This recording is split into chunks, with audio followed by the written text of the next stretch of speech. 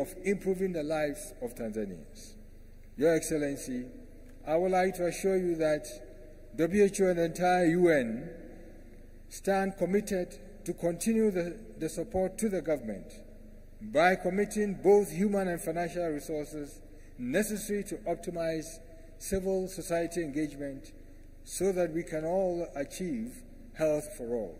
On this note, I thank you. Asante sana.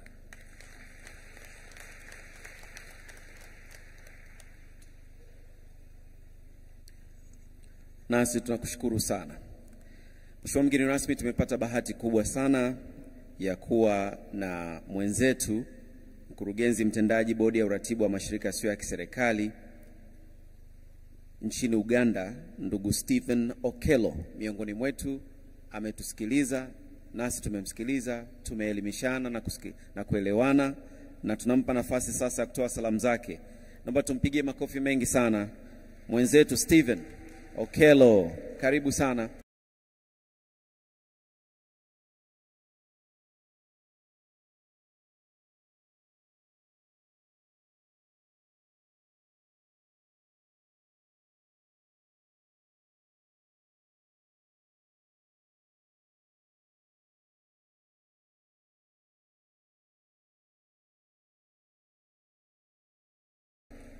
Katika jukwaa hili, jumuika nami hapa tukusikilize. Karibu sana.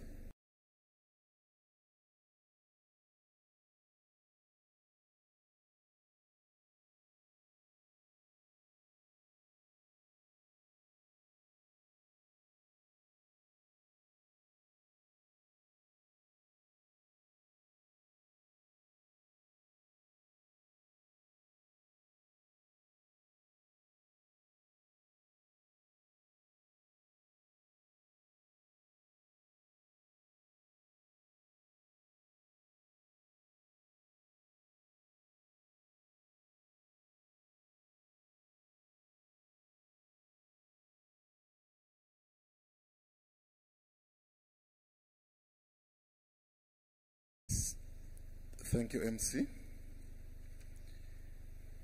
The guest of honor, Your Excellency, the Vice President, Honorable Ministers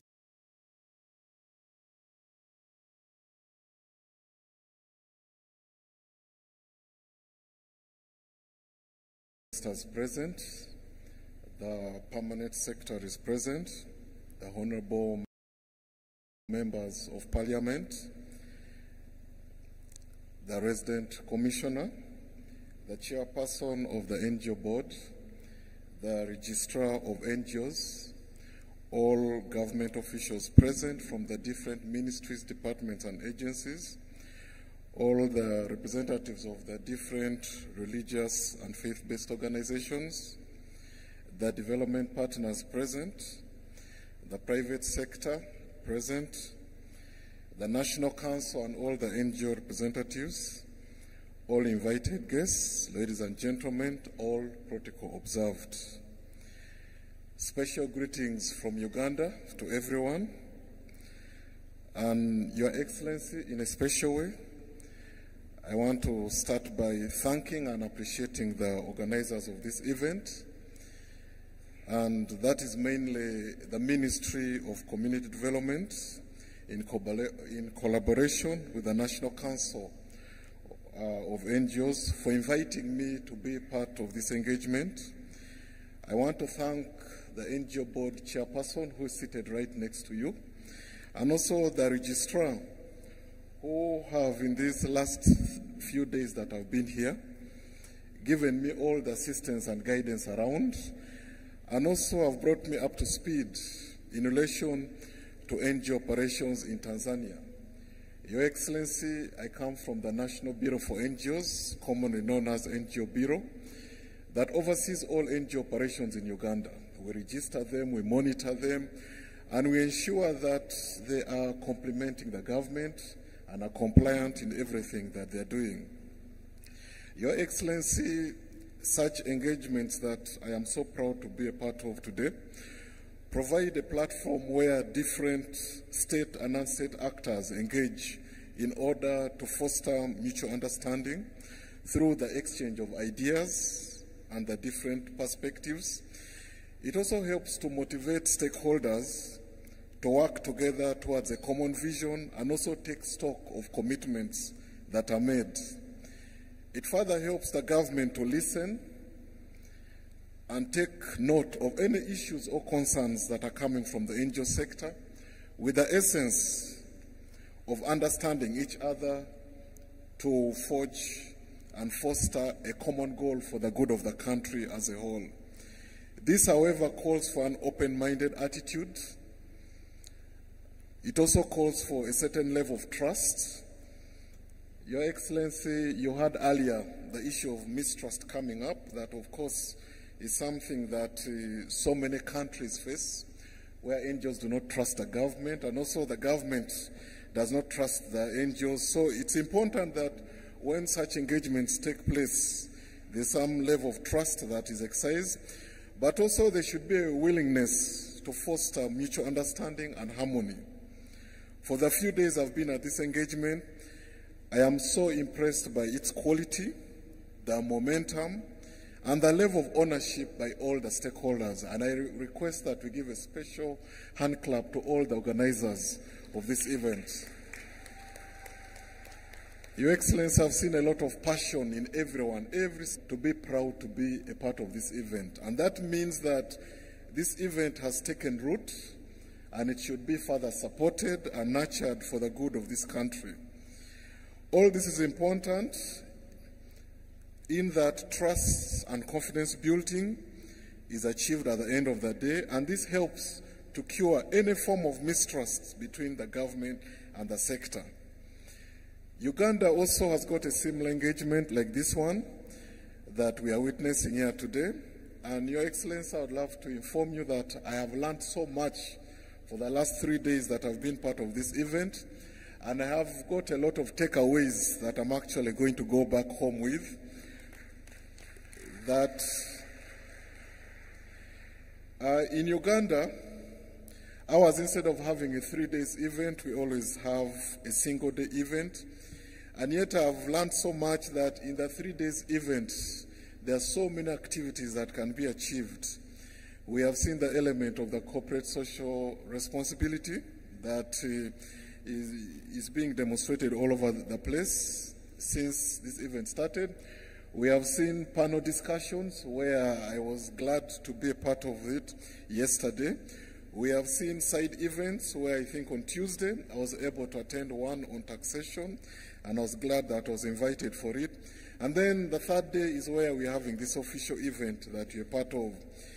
In Uganda, we hold national quarterly dialogue meetings where the government and the NGOs meet. The NGO sector prepares an issues paper outlining all the issues that they want the government to respond to. It is submitted to the government side, and on such a day, that is when all the government representatives sit and respond to the issues and give clarifications on any issues that are arising that affect the NGO sector. However, we do not only stop at the national level in Uganda. We also move further to the regional levels where we have what are called regional reflection meetings. That is when we sit down with also the district officials and the NGOs and discuss issues mainly regarding their obligations, what is expected out of them and whether they are doing the right thing or not. However, we do not stop at that level. We further go to the grassroots level where we hold what we call community dialogues. Now, community dialogues is where you push aside all the other stakeholders from the district and everyone and talk to the beneficiaries themselves. Because at times, they may give you a rosy picture with good reports, and yet the beneficiaries down there have got a totally different picture that they would love to respond to. Your Excellency, these structures that are actually already being implemented, I've thoroughly also discussed it with the Registrar of NGOs here.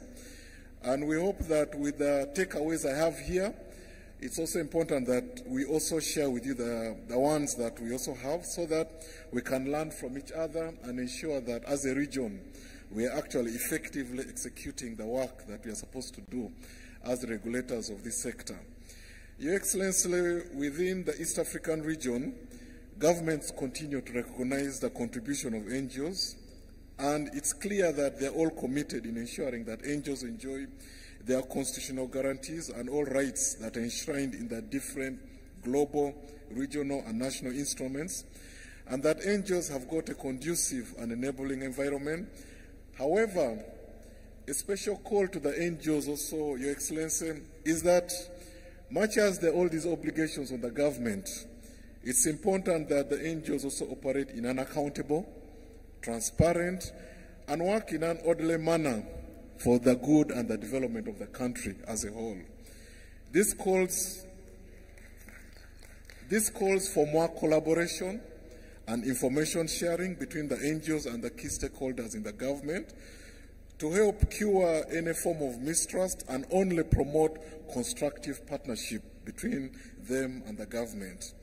Your Excellency, globally we are witnessing that the pandemic that did not spare any country in the world, where most countries are still recovering from, and the global conflicts that we are seeing that are happening around the globe are leading to falling government revenues, but also it's not sparing the NGO sector. We are also seeing that the funding for the NGO sector has greatly reduced and declined. And yesterday there were panel discussions here on the funding opportunities.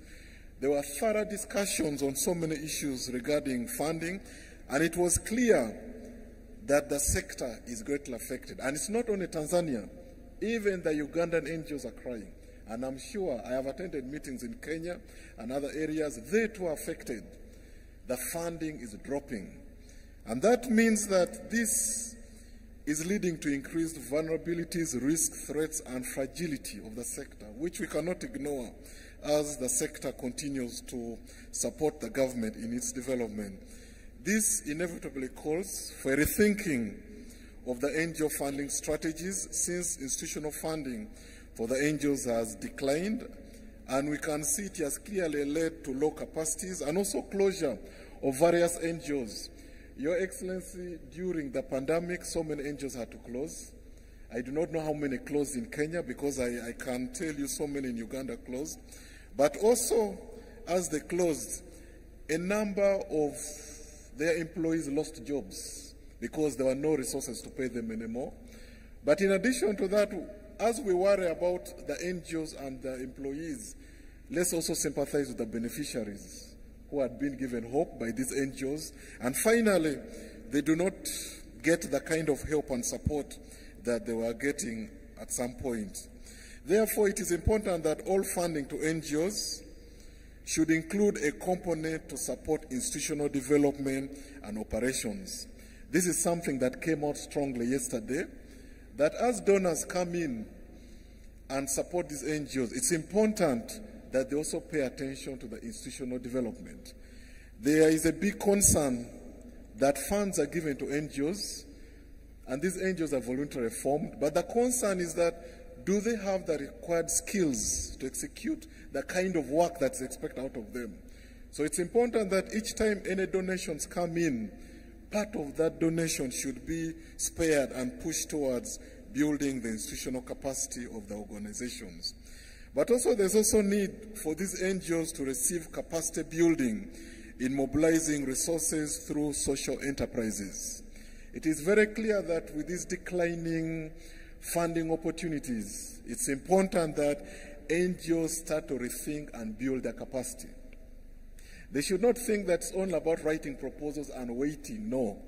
It's high time that internally they need to change a lot of their approaches in order to ensure that they are still surviving even after these taps all dry.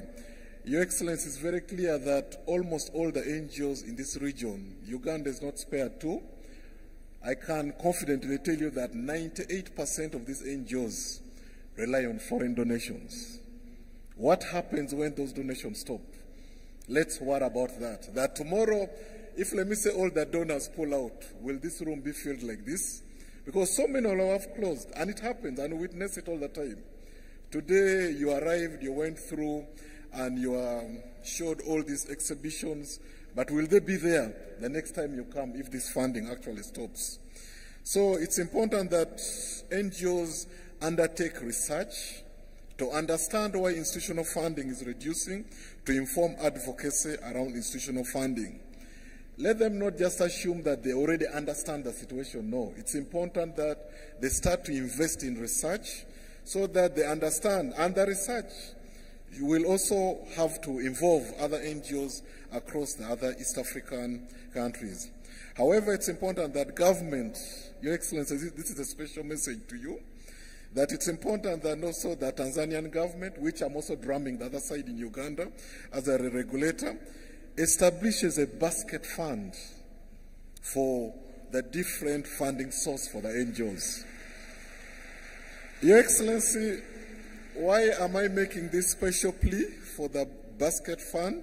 And I'm sure NGOs here are worried and are concerned, why is a Ugandan making this plea?